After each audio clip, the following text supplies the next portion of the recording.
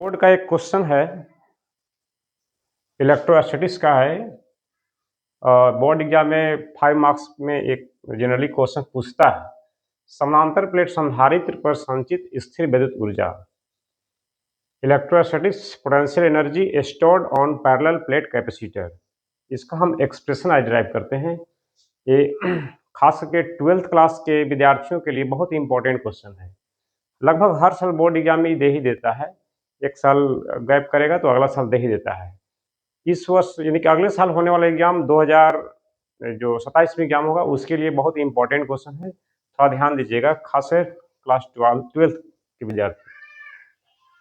देखिए, इसमें एक्सप्रेशन कैसे निकालते हैं। देखिए, स्थिर विद्युत ऊर्जा के बारे में हम बताए थे कि जैसे हम घर में छत में जो लगा हुआ है पानी टंकी, वो क्या करता है, वो पोटेंशियल एनर्जी को भी स्टोर करता है। और उसी एनर्जी को जब स्टोर करता है तो आप नल खोलते हो घर में तो स्पीड में पानी निकलने लगता है ना। तो वहाँ पे क्या होता है, ग्रेविटेशनल पोटेंशियल एनर्जी को स्टोर करता है। लेकिन आज कैपेसिटर पढ़ रहे हैं तो कैपेसिटर क्या करता है, उसी तरह से कैपेसिटर जो है ग्रेविटेशनल पोटेंशियल एनर्जी नहीं बल्कि ये इलेक्ट्रिक पोटेंशियल एनर्जी को स्टोर करता है। दोनों का कार्य सेम है, बस एक इलेक्ट्रिसिटी में है और वो जो है ग्रेविटेशन का पार्ट है ना। तो कैसे स्टोर करता है इसके बारे में हम आज एक्सप्रेशन पढ़ेंगे, फार्मूला पढ़ेंगे, जो एग्जाम के पॉइंट ऑफ व्यू से काफ़ी इंपॉर्टेंट होता है। देखिए, सबसे पहले इसमें एक मान लेते हैं कैपेसिटर। सपोज कोई एक पैरेलल प्लेट कैपेसिटर है ऐसा, और इसका 2 प्लेट्स है, और इसको जो है कोई चार्जर, जैसे आप मोबाइल को चार्ज करते ना हो चार्जर के द्वारा, तो कोई आप चार्जर मान लेते हैं ऐसे, कोई चार्जर है और इस चार्जर के द्वारा इस कैपेसिटर को मान लीजिए चार्ज किया जा रहा है। वैसे कैपेसिटर बहुत जल्दी चार्ज हो जाता है, ये बैटरी नहीं है कि बहुत देर से चार्ज होगा। एक ऐसा मान लीजिए समझने के लिए कि ये चार्जर है जो सप्लाई दे रहा है, चार्जर है जो मतलब सप्लाई भी बोल सकते हैं इसको, जो कैपेसिटर को चार्ज गिवन करेगा जिससे वो चार्ज होगा। तो क्या होगा कि धीरे धीरे इस पर अभी शुरू में जो है चार्ज ये नहीं है तो चार्ज का मान क्या होगा, जीरो होगा, है ना। दोनों प्लेट पे चार्ज जीरो होगा। कुछ समय के बाद चार्ज बढ़ते जाएगा, यानी कि इस पे जो है आपका पॉजिटिव चार्ज इस तरह से और इस तरह से नेगेटिव चार्ज इसमें आते जाएगा, है ना। इस प्रकार से इसके प्लेट के एरिया को हम ए मान लेते हैं, इसका भी एरिया ए होगा इस तरह से, और इनके बीच का जो पोटेंशियल डिफरेंस है भी मान लेते हैं। देखिए, आप कहीं भी पढ़ते हो, कंपटीशन की तैयारी करते हो, जेई करते हो या नीट करते हो, देखिए बोर्ड एग्जाम दीजिएगा तो क्वेश्चन आएगा तो इसी तरह से आपको लिखना होगा जैसे मैं बता रहा हूँ। इसलिए सभी विद्यार्थी जो देख रहे हैं वीडियो को ध्यान समझिए, इस सभी के लिए लाभदायक है। तो सबसे पहले इसमें होता है कि मान लिया कैसे हम लिखेंगे बोर्ड एग्जाम में, अगर एग्जाम क्वेश्चन आया तो पहले क्वेश्चन क्या है, क्वेश्चन है कि कैपेसिटर में जो पोटेंशियल एनर्जी स्टोर होता है उसका एक्सप्रेशन निकालना है। तो सबसे पहले हम लोग लिखेंगे कि consider a parallel plate capacitor of capacitance C. कोई भी कैपेसिटर है तो कैपेसिटेंस तो होगा ही ना, तो इसको मान लेंगे consider a parallel plate capacitor of capacitance C which is charging with the charger, या which is charge with the charger ना, चार्जर ऑफ V वोल्ट। मतलब एक चार्जर है, सप्लाई है जो V वोल्ट देता है, उसके द्वारा ये इसे चार्ज किया जा रहा है, ऐसा मान लेते हैं। जो क्वेश्चन है उसी तरह से मान लिया जाता है। तो थोड़ा सा मैं लिख दे रहा हूँ, consider a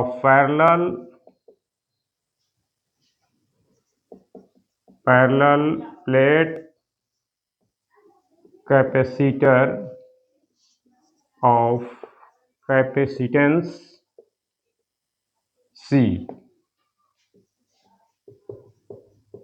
which is charging with supply, supply का मतलब चार्जर ना, सप्लाई ऑफ V वोल्ट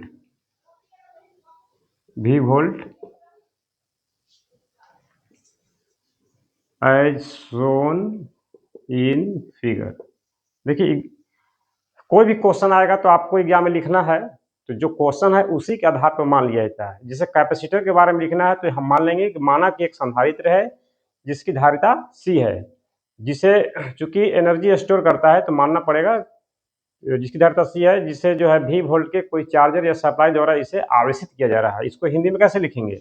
बहुत आसान तरीका है। माना कि एक संधारित्र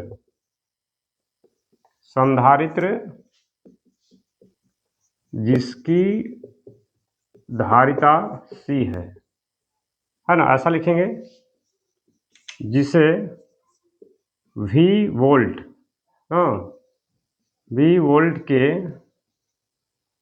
सप्लाई से, सप्लाई का मतलब संभरण, सप्लाई से आवेशित किया जा रहा है, आवेशित किया जा रहा है। तो जैसा कि चित्र में है,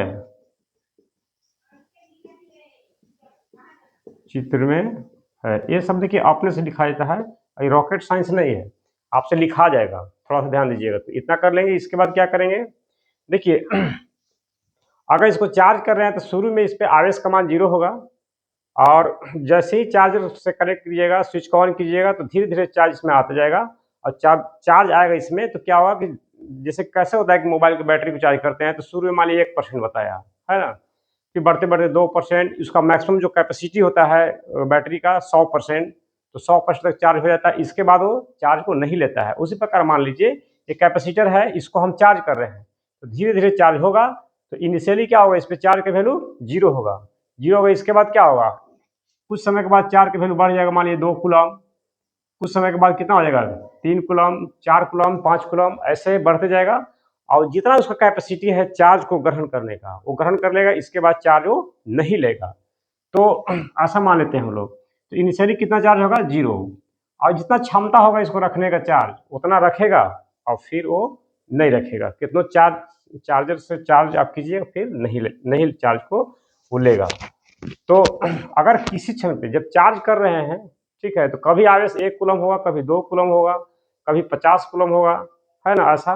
तो कोई क्षण पर मान लेते हैं कि इसके प्लेट पर आवेश Q है, V विभवांतर पर, ठीक है। तो कैपेसिटर का जो जनरल फॉर्मूला होता है, क्या होता है, Q बराबर CV, पढ़े हैं आप, है ना। कोई भी संधारित्र का जो सामान्य सूत्र होता है, Q बराबर CV, यानी कि V बराबर Q बाई C। तो आगे मैं लिखूंगा कि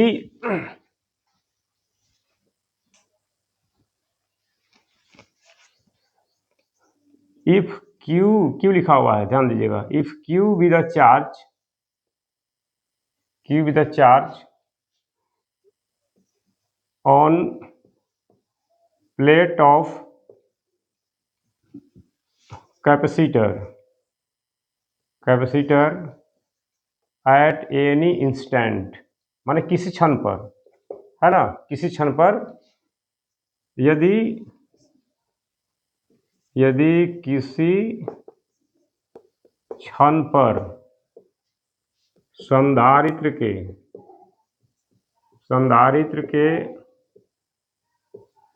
प्लेट पर आवेश क्या हो, Q हो, तो देखिए इसी तरह से आपको लिखना है एग्जाम में भी। If Q with the charge on plate of capacitor at any instant, माने किसी क्षण पे, यदि किसी क्षण पर संधारित्र के प्लेट पर आवेश क्या है, Q हो, तो क्या आ जाएगा। देखिए इसमें V वोल्ट के चार्जर लगाए हैं, तो स्वाभाविक है कि इसका भी वोल्टेज V होगा, और चार्ज Q दिया जा रहा है, किसी क्षण पे चार्ज Q है, तो फॉर्मूला क्या बनेगा, इसका फॉर्मूला होता है Q बराबर क्या होता है, CV। कोई भी संधारित्र कहीं भी पढ़ रहे हो तो उससे संबंधित फॉर्मूला जो होता है Q बराबर CV, है ना। तो इसी से निकालिएगा Q बराबर CV, यानी कि V बराबर क्या बनेगा, Q बटा C। इक्वेशन फर्स्ट मान लेंगे इसको इस प्रकार से। अब देखिए अगर ये चार्ज हो रहा है, ठीक है ना, जैसे मोबाइल को हम चार्ज करते हैं तो उसमें वर्क कौन करता है, चार्जर क्या करता है, चार्ज को सप्लाई करता है, किसको, मोबाइल के बैटरी को करता है। तो देखिएगा चार्जर क्या होता है कि वो गर्म हो जाता है, उसको वर्क करना पड़ता है चार्ज को भेजने में, है ना। उसी प्रकार यहाँ पे ये चार्जर है, सप्लाई है, ये चार्ज कर रहा है, तो इसको वर्क करना पड़ेगा। ये चार्ज को आवेश को भेजेगा, तो भेजने में ही वर्क करना पड़ेगा, इसको लोड पड़ेगा चार्जर को। तो धीरे धीरे भेज रहा है, एक बार ही तो नहीं भेजेगा ना। तो क्या लिखेंगे, किसी क्षण पे मान लीजिए कि DQ आवेश इसको दिया, जैसे हमको इंटीग्रेशन करना है तो उसका फॉर्मेट बनाना पड़ता है। तो लिखेंगे if DQ with a small charge given to the capacitor, ना कौन दे रहा है, चार्जर दे रहा है, तो कितना वर्क करे, वर्क डन कितना करना पड़ेगा, then work is done by the charger, यानी कि चार्जर द्वारा कितना कार्य जो है किया जाएगा ये निकालेंगे, है ना। तो लिखेंगे if D Q be the small charge,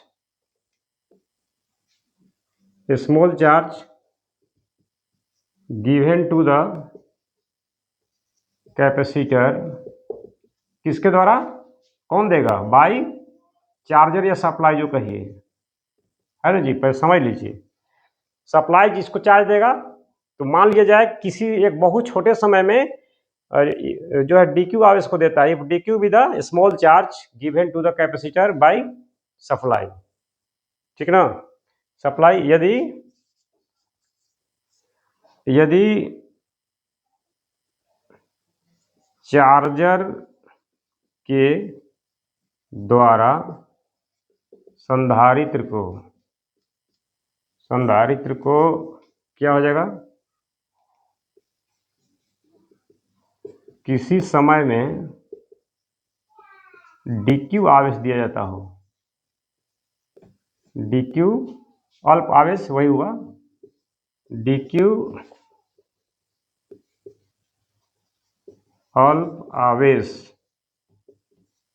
दिया जाता हो, देखिए कौन दे रहा है, चार्जर, तो चार्जर इसको dq आवेश दे रहा है, तो कार्य कौन करेगा, चार्जर करेगा, तो वर्क डन मतलब चार्जर द्वारा किया गया कार्य, चार्जर या सप्लाई जो कहिए, सप्लाई द्वारा किया गया कार्य,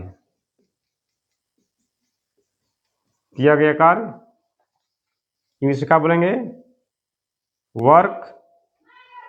work is done by supply ना। तो चार्जर कितना वर्क करेगा ये निकालेंगे हम लोग, देखिए कितना वर्क करेगा, इक्वेशन फर्स्ट है, इसको याद रखिएगा, है ना। तो चार्जर द्वारा किया गया कार्य, देखिए क्योंकि कार्य का फॉर्मूला होता है, देखिए आपका बल गुना विस्थापन, ऐसा पढ़े हैं 9th क्लास से ही पढ़ना है, लेकिन इलेक्ट्रिसिटी में कार्य का फॉर्मूला होता है, यही फॉर्मूला बन जाता है W equal to V Q, ऐसा सेम फॉर्मूला है, ये मैकेनिक्स में लागू होता है, जिसे मोशन वगैरह पढ़ते हैं उसके लिए, और इलेक्ट्रिसिटी में इलेक्ट्रॉन या कोई चार्ज द्वारा वर्क होता है, तो वहाँ पे वही फॉर्मूला वी क्यू बन जाता है ना। ये दोनों एक ही फॉर्मूला है, बस ये मैकेनिक्स के लिए है, ये इलेक्ट्रिसिटी के लिए है ना। तो हम क्या यूज करेंगे यहाँ पे, ये फॉर्मूला यूज करेंगे, तो क्या लिखेंगे, work is done by supply, तो सप्लाई कितना वर्क करेगा, तो वर्क का फॉर्मूला लगाएंगे, तो वर्क का फॉर्मूला होता है W equal to V Q, चूंकि स्मॉल चार्ज डी क्यू दे रहा है, तो यहाँ पे क्यू की जगह पर डी क्यू लिखेंगे हम लोग, छोटा चार्ज के लिए डिफरेंशियल फॉर्म में इसको लिखा जा रहा है, क्योंकि हमें आगे इंटीग्रेशन करना है। तो डी क्यू आवेश थोड़ा सा आवेश ही इसको भेजा, किसको, संधारित्र के प्लेट को, तो कार्य भी तो थोड़ा सा होगा, यानी कि W जो कार्य है वो क्या लिखेंगे, इसको हम DW, डी क्यू मैंने क्या हुआ, थोड़ा सा चार्ज, स्मॉल चार्ज, उसी प्रकार डी डब्ल्यू का मतलब क्या हुआ, स्मॉल वर्क, तो स्मॉल चार्ज डी क्यू को गिवन करने में स्मॉल वर्क कितना होगा, डी डब्ल्यू होना चाहिए, तो फॉर्मूला क्या हो जाएगा, डी डब्ल्यू बराबर वी डी क्यू, ऐसा हो जाएगा। अब इक्वेशन फर्स्ट से ना, यूजिंग इक्वेशन फर्स्ट में क्या है, इक्वेशन फर्स्ट में है वी बराबर क्यू बाई सी, है ना, तो क्या हो जाएगा, D W equal to V का मान क्या हो जाएगा, क्यू अपॉन सी इंटू क्या हो जाएगा, डी क्यू। ये कार्य किया, कौन किया कार्य, चार्जर किया, क्या किया, चार्जर जो है आवेश दिया, किसको दिया, तो संधारित्र को दिया, इसलिए ये कार्य किया, है ना। तो अब देखिए कार्य करने की क्षमता को ऊर्जा कहते हैं, देखिए कहीं भी एनर्जी की बात हो रही हो, एनर्जी स्टोर हो रही हो, तो कोई ना कोई तो कार्य कर रहा है ना, कहीं भी, जैसे आप घर में टंकी में पानी भरते हैं मोटर से, तो वहां पे मोटर कार्य कर रहा है, मोटर वर्क करेगा, और वर्क करेगा तो पानी चढ़ाएगा ऊपर में, और इसके बाद जो है उसमें पोटेंशियल एनर्जी सेव होता है, जो पानी में जमा होता है, टंकी में पानी जमा होता है, और उसको हम नल से फिर निकालते हैं, तो फिर वो एनर्जी क्या होता है, खत्म होने लगता है। उसी प्रकार यहाँ पे कार्य चार्जर कर रहा है, देखिए चार्जर क्या कर रहा है, इसको आवेश दे रहा है, तो कितना कार्य किया, D W equal to Q by C into D Q, small charge भेजने में स्मॉल वर्क कर रहा है, ठीक है। अब है कि कितना चार्ज करना है। देखिए शुरू में चार्ज का मान 0 था, इसके बाद चार्ज का मान बढ़ेगा, मान लो 1 कूलम, फिर 2, फिर 3, फिर 4 एंड सो ऑन। अब इसकी क्षमता जितना लेने का है, जैसे मान लीजिए कि इसका क्षमता 100 कूलम तक लेने का है ना, तो 0 से लेकर 100 कूलम तक जो है चार्ज करेगा, चार्जर इसको चार्ज करेगा, इसके बाद नहीं कर पाएगा। तो यहाँ तो पता नहीं ना है कि 100 कूलम तक ही लेगा, तो 100 का जब आप कोई मान लेते हैं, जैसे बड़ा क्यू मान लेते हैं, 0, 1, 2, 3, 4, 5 एंड सो ऑन, बड़ा क्यू, ठीक है। तो इसको हम इंटीग्रेशन करेंगे, है ना। टोटल चार्ज निकालने के लिए या वर्क निकालने के लिए आप पढ़े हैं इंटीग्रेशन का यूज किया जाता है। तो यहाँ पे इसको इंटीग्रेट करेंगे हम, कहाँ से कहाँ तक, तो 0 से लेके मैक्सिमम चार्ज कितना है क्यू तक, जितना क्षमता है मैक्सिमम क्षमता, तो इसको इंटीग्रेशन किया जाएगा। now total work done, now total work done in charging from q बराबर 0, no 0 to q equal to बड़ा क्यू का मतलब क्या, मैक्सिमम। q बराबर 0 मतलब इनिशियल चार्ज, q बराबर q का मतलब फाइनल चार्ज, ठीक है। मतलब ये हुआ हिंदी में, अब ठीक है, q बराबर 0 से q बराबर मैक्सिमम चार्ज, q बराबर q आवेश तक आवेशन करने में ना, आवेशन का मतलब चार्जिंग करना, आवेशन करने में सप्लाई द्वारा या चार्जर द्वारा किया गया कुल कार्य, चार्जर द्वारा किया गया कुल कार्य। तो कुल कार्य कितना होगा, तो इसको क्या करेंगे हम, इंटीग्रेशन करेंगे। देखिए इसको, यानी कि डी डब्ल्यू इक्वल टू क्या है, क्यू बाई सी है, इंटू क्या है, डी क्यू है। तो इसको इंटीग्रेशन करना होगा, देखो ऐसे ऐसे इंटीग्रेशन, देखिए जो पढ़े वही जानेंगे। कहाँ से कहाँ तक करना है, तो 0 से लेकर के, देखिए यहाँ इनिशियल चार्ज कितना है 0 से लेकर फाइनल चार्ज बड़ा क्यू, तो लिखेंगे हम क्यू बराबर 0 फ्रॉम क्यू बराबर 0 to Q equal to capital Q, ऐसा है ना। ऐसा इसको हम इंटीग्रेशन का लिमिट के रूप में लिखेंगे। चलिए इसको आप लोग अच्छा से उतार लीजिएगा यदि समझ में आ रहा होगा तो। इसके बाद क्या करेंगे हम लोग, इसका इंटीग्रेशन करेंगे, है ना। तो डी डब्ल्यू पढ़े हैं मैथमेटिक्स में, डी डब्ल्यू का इंटीग्रेशन क्या होता है, डब्ल्यू होता है। अब यहाँ देखिए क्यू बाई सी, यहाँ पे कांस्टेंट टर्म क्या है, 1 बाई सी है, बाहर निकाल दीजिए, तो अंदर में क्या बचेगा, Q into D Q, Q बराबर 0 टू क्यू बराबर कैपिटल क्यू। अब इसका इंटीग्रेशन पता है, जो इंटीग्रेशन पढ़े हैं, नहीं पता है तो याद रखिएगा। इसका इंटीग्रेशन क्या होता है, तो पावर एक बढ़ जाता है, यानी कि यहाँ पावर 1 है तो एक बढ़ जाएगा, मैंने क्या हो जाएगा, क्यू का पावर 2 हो जाएगा, जो पावर हो जाएगा जो नीचे लिखाता है। ये मैथमेटिक्स में पढ़ना है, इंटीग्रेशन का रूल है। क्यू बराबर 0 टू क्यू बराबर क्या हो जाएगा, capital Q, limit right side लिखाएगा इंटीग्रेशन के हिसाब से। इसके बाद क्या होगा, यहाँ पे 2 आ गया, तो इसको 2 को बाहर निकाल दीजिए, तो 1/2c। अब यहाँ देखिए यह क्यू एस का बचेगा, तो मैथमेटिक्स में पढ़ना है, इसको बोलते हैं अपर लिमिट, इसको लोअर लिमिट। तो क्यू के जगह पर एक बार ऊपर वाला रखाएगा, एक बार नीचे वाला, अपर लिमिट मतलब ऊपर वाला रखाएगा, फिर माइनस लोअर लिमिट। तो क्यू का स्थान पर रखिए आप बड़ा क्यू ऐसे, फिर माइनस, फिर क्यू का स्थान पर देखो क्या है 0, अपर लिमिट बड़ा क्यू है और लोअर लिमिट क्या है 0 है, एक बार बड़ा क्यू का स्क्वायर, फिर माइनस, फिर 0 का स्क्वायर हो जाएगा, ऐसा इस प्रकार से हो जाएगा। यहाँ पे लिमिट खत्म हो गया, तो क्या बचा मेरे पास, इसको सॉल्व करें तो 0 तो खत्म हो जाएगा, बचेगा आपका क्यू स्क्वायर बाई क्या बचेगा 2c, यानी कि चार्जर को 0 आवेश से लेके कैपिटल क्यू माने मैक्सिमम चार्ज जो भी हो 100 200 मैक्सिमम चार्ज, 0 से लेके कैपिटल क्यू आवेश तक भेजने में कितना वर्क करना पड़ेगा, किसको, चार्जर को। तो चार्जर जो वर्क किया, जैसे आप मोबाइल चार्ज करते हो तो चार्जर वर्क किया तो वो एनर्जी कहाँ गया, बैटरी में। तो चार्जर द्वारा किया गया कार्य हमारा मोबाइल के बैटरी में आ जाता है और फिर उसका हम यूज करते हैं। उसी प्रकार यहाँ समझिए आप कि ये किया गया कार्य जो है, ये सप्लाई जो है, सप्लाई या चार्जर जो कह लीजिए इसको, ये चार्जर या सप्लाई द्वारा किया गया कार्य जो है कैपेसिटर में एनर्जी के रूप में सेव हो जाता है और इस एनर्जी को बोलते हैं हम लोग इलेक्ट्रिक पोटेंशियल एनर्जी। क्योंकि इलेक्ट्रिसिटी का पार्ट है तो ये इसका नाम होगा इलेक्ट्रिक पोटेंशियल एनर्जी या इलेक्ट्रोस्टैटिक पोटेंशियल एनर्जी, हिंदी में बोलते हैं स्थिर वैद्युत ऊर्जा, है ना। स्थिर वैद्युत ऊर्जा या विभव ऊर्जा भी बोलते हैं इसको हम लोग, स्थिर विभव ऊर्जा। तो लिखेंगे यह किया गया कार्य, सप्लाई द्वारा यह किया गया कार्य संधारित्र में स्थिर वैद्युत ऊर्जा के रूप में संचित हो जाता है। This work done by supply या चार्जर जो कह लीजिए, supply is conserved as electric या इलेक्ट्रोस्टैटिक दोनों बोल सकते हैं, electric potential energy on capacitor, ठीक ना। यह किया गया कार्य संधारित्र में स्थिर वैद्युत ऊर्जा के रूप में संचित हो जाता है, मतलब स्टोर हो जाता है, संचित हो जाता है। तो इसी W को, ये वर्क डन बाय जो चार्जर है, सप्लाई है, इसी को हम एनर्जी कहेंगे। कौन सा एनर्जी कहेंगे? इलेक्ट्रिक पोटेंशियल एनर्जी, वही लिखा हुआ है देखिए। तो चूंकि जनरली एनर्जी को हम यू से रिप्रेजेंट करते हैं या ई से करते हैं, इसीलिए इस W को हम यू कह देंगे, है ना।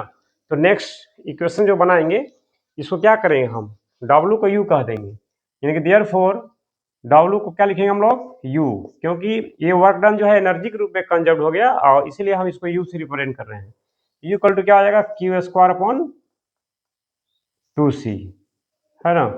तो एक फार्मूला है, देखिए यही इक्वेशन जो है एग्जाम में देता है निकालने के लिए। कभी कभी एग्जाम में क्वेश्चन ही लिख देगा कि derive the expression u equal to Q square by 2c ना for electrostatic potential energy stored on parallel plate capacitor, ऐसा लिख देगा कि किसी समानांतर प्लेट संधारित्र पर संचित स्थिर विद्युत ऊर्जा U बराबर क्यू स्क्वायर 2c को आप व्युत्पत्ति करें, ड्राइव करें या निकालें, ऐसा लिख देगा। 5 नंबर क्वेश्चन जनरली आता है, हर साल लगभग आता ही है, बहुत ही इंपॉर्टेंट क्वेश्चन है। संधारित्र से क्वेश्चन है, तो संधारित्र चैप्टर से ये बड़ा इंपॉर्टेंट क्वेश्चन है, इस बात को आप ध्यान में रखिए। चलिए तो निकल गया, देखिए यहाँ तक एग्जाम में निकाल लेंगे हम लोग। देखिए आप जानते हैं Q बराबर CV फॉर्मूला होता है, एच क्यू इक्वल टू क्या होता है, CV। तो यहाँ से इसका मान रखेंगे अगर हम, तो हो जाएगा CV का स्क्वायर बाई 2c। सॉल्व करेंगे तो क्या आ जाएगा, C square V square by 2c।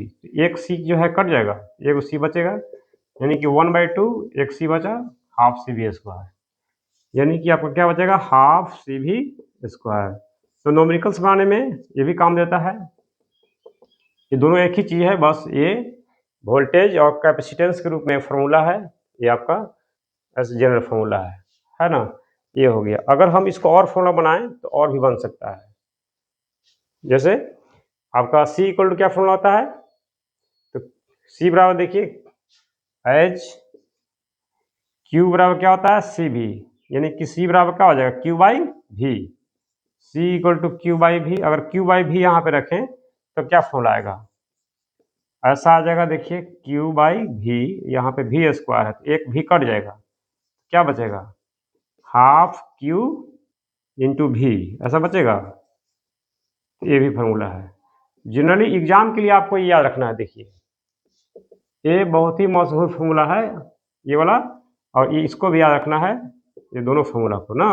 ये आपका किताब में न्यूमेरिकल्स जो दिया हुआ है आप बनाएंगे तो उसमें ये फार्मूला ज़्यादा यूज होता है, ये भी यूज होता है, और ये एग्जाम के पॉइंट ऑफ व्यू से बड़ा इंपॉर्टेंट है। तो ये हम वीडियो बनाए हैं, जो भी छात्र घर पे रहते हैं या क्लास नहीं कर पा रहे हैं या जिनको समझ में नहीं आ रहा है, तो आप इस पूरे वीडियो को देखिएगा तो समझ में आ जाएगा। और किसी को कुछ दिक्कत हो रहा है कि इसमें ये कैसे हुआ, वो कैसे हुआ, या कोई मन में क्वेश्चन चल रहा है, तो देखिए हम यूट्यूब में अभी तो अपलोड कर रहे हैं, स्टार्टिंग है, उसमें आप कमेंट बॉक्स जो होता है ना उसमें लिख दीजिए सर हमको ये समझ में नहीं आ रहा है, तो हम आपको बता देंगे। दूसरी बात कि मेरा जो पर्सनल नंबर है, अगर आपके पास अवेलेबल है, तो आप व्हाट्सएप से भी भेज सकते हैं हमें। सर हमें ये क्वेश्चन में ये दिक्कत है, तो आपको हम कोशिश करेंगे कि फ़ोन के माध्यम से या ऑनलाइन जुड़ेंगे आपसे, उसके माध्यम से या जैसे भी हो वीडियो बना करके आपको हम जो भी समस्या है उसका समाधान कर देंगे। That's all.